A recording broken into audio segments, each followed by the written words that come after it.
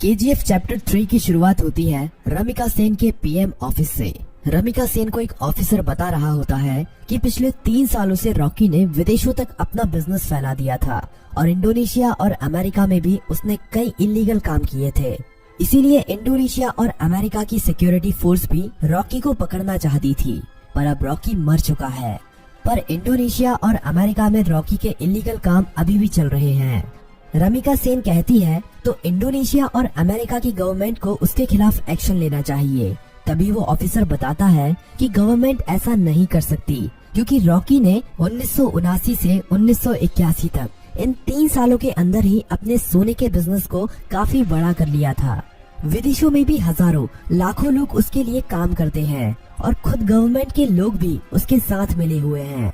इसीलिए गवर्नमेंट चाहकर भी उसके खिलाफ एक्शन नहीं ले सकती। फिल्म की कहानी अब फ्लैशबैक में जाती है और हमें रॉकी के जीवन के उन्हीं 3 सालों के बारे में पता चलता है, जिसमें उसने अपने साम्राज्य को विदेशों तक फैला दिया था। सभी माइनों पर कब्जा होने के बाद रॉकी ने और कई माइनों की खोज कर ली थी और सभी लोगों को उनकी खुदाई में लगा दिया था। रॉकी ने उन सभी माइनों से तेजी से सोना निकाला और इकट्ठा करता गया और बाहर के बड़े बड़े देशों में एक्सपोर्ट करने लगा। रॉकी को विदेशों से काफी बड़े बड़े ऑर्डर आने लगे, जिनको पूरा करने के लिए उसने खुदाई को और तेज करवा दिया था। दूसरी तरफ से उसने माइन की खुदाई के लिए और सोने की खोज के लिए अमेरिका से कई टेक्नोलॉजी मशीन भी मंगाई थी, जिससे वो जल्द से जल्द इन सभी माइनों का सोना निकालकर इकट्ठा कर सके। रॉकी ने अगले 1 साल के अंदर इन माइनों से इतना सोना निकाला था जितना कि पिछले 20 सालों में भी नहीं निकाला था। दूसरी तरफ रॉकी ने अपने इलाके को एक इंडस्ट्रियल एरिया बना लिया था और माइन में काम करने वाले लोगों के लिए उसने अच्छे घर, स्कूल, कॉलेज, अस्पताल सब कुछ बना दिए थे। इसीलिए खुदाई करने वाले लोग उसे काफी पसंद करते थे और उसके लिए अपनी जान देने के लिए भी तैयार थे।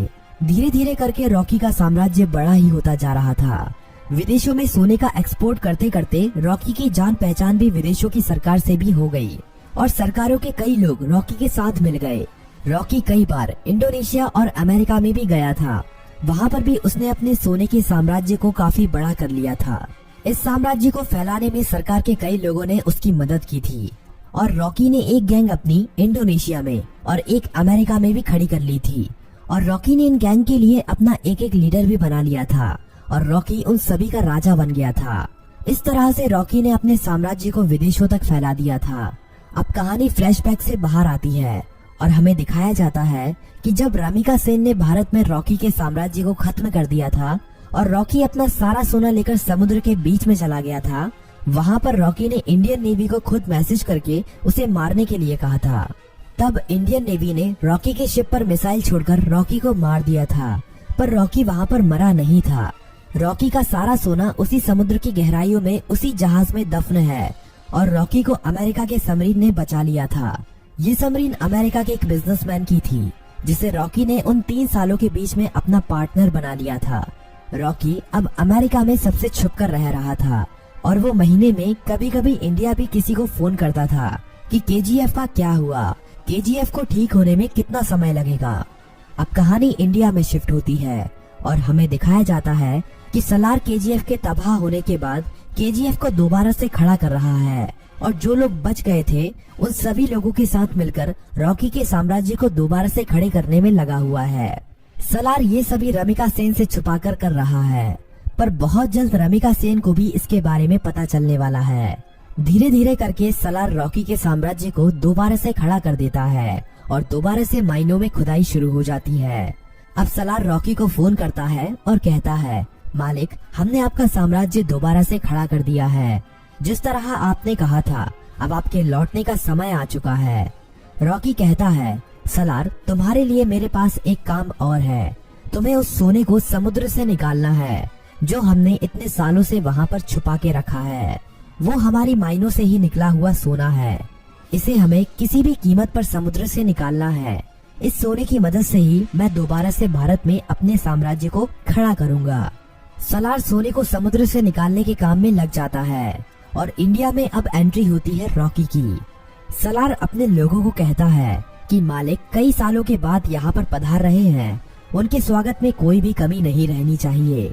किसी को नहीं पता था कि ये मालिक कौन है, रॉकी अकेला ही अमेरिका से आ रहा होता है। केजीएफ में रॉकी का स्वागत धूमधाम से किया जाता है।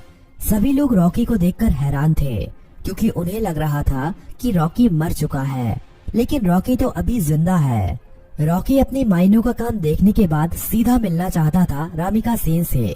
सलार कहता है कि हम भी उसके साथ चलेंगे, पर रॉकी कहता है कि नहीं, मैं अकेला ही मिलने जाऊंगा। रॉकी अकेला ही अपनी रोल्स रॉयल कार में जा रहा होता है। तभी नाके पर पुलिस उसे पकड़ लेती है।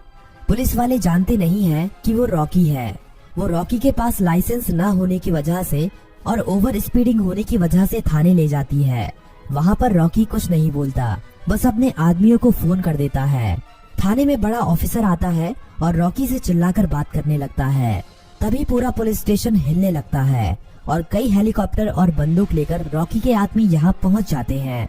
उन आदमियों से एक आदमी रॉकी का लाइसेंस लेकर थाने के अंदर आता है और पुलिस को लाइसेंस दिखाता है।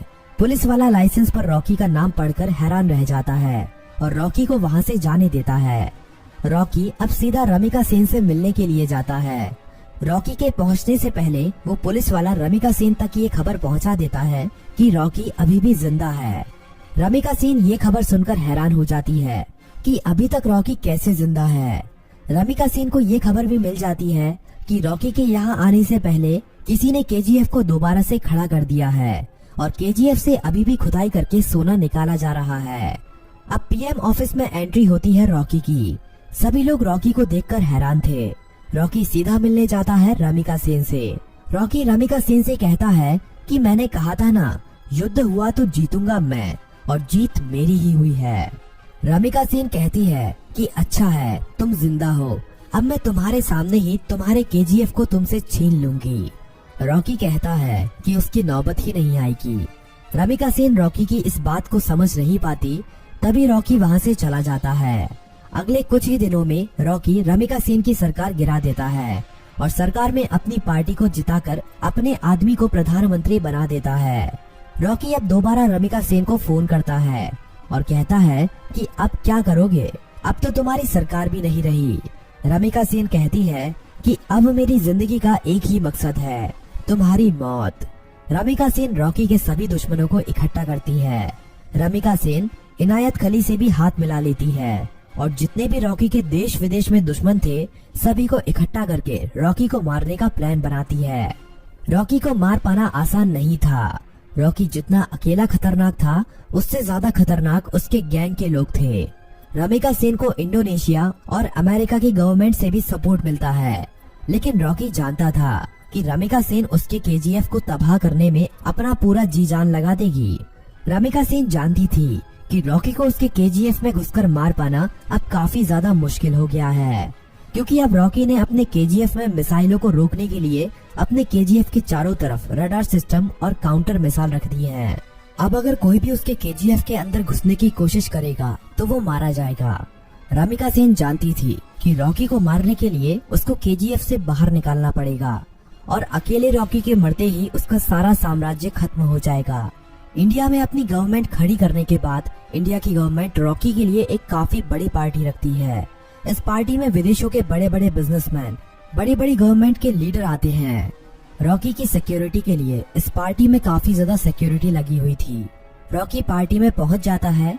थोड़ा नाच गाना होने के बाद पार्टी में एंट्री होती है रमिका सेन की।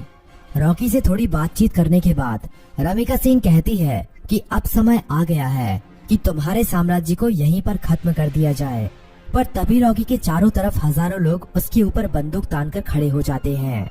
रॉकी की खुद की गवर्नमेंट उसे धोखा दे देती है और विदेशों से आए हुए बिजनेसमैन भी उसकी मौत का तमाशा देखने के लिए वहाँ पर आए हुए थे।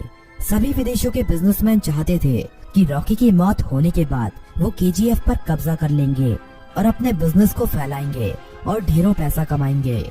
ये सब देखकर रॉकी खुद हैरान रह जाता है, पर रॉकी जानता था कि एक दिन उसकी मौत जरूर होगी, इसीलिए वो अपने आखिरी पल में भी निडर रहता है। रमिका सेन कहती है कि देखा, आखिर तुम्हारे लोगों ने ही तुम्हें धोखा दे दिया। इतना कहते ही सभी लोग रॉकी को गोलियों से भून देते हैं और रॉकी की मौत वहीं पर हो जाती है और फिल्म यहीं पर खत्म हो जाती है।